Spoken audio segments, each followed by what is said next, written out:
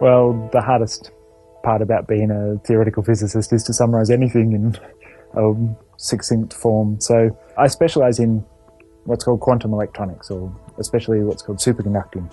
My current research is focusing on quantum electronics, quantum computing, and this is, in a sense, the new generation of smart technologies, quantum engineering.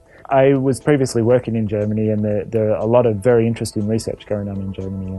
But at the same time, I like Australia, and I wanted to give something back to the Australian research community. So this was one of the reasons I moved back to Melbourne, was that I had learnt a lot in Germany, and I still have very strong contacts. But I wanted to build a research effort and take what I'd learnt in Germany and develop it here in Melbourne and in Australia. Coming back to RMIT, in one sense, was a bit like coming home.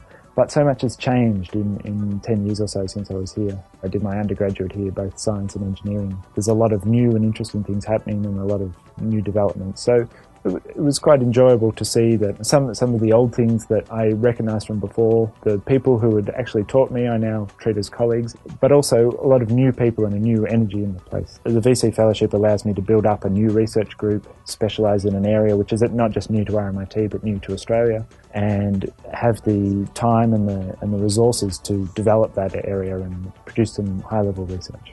So if I was asked what the three top things about working in Melbourne and coming to RMIT are, one of them is that RMIT is a young university which is dynamic and putting a lot of time and effort into new cutting-edge research, and they're prepared to fund and support new and early career researchers. And it's not just a marketing gimmick, this is actually true. The RMIT are putting a lot of effort into this.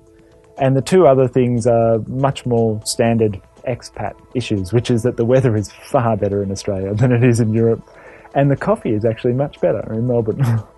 Definitely than Germany. So this is my three, I would say.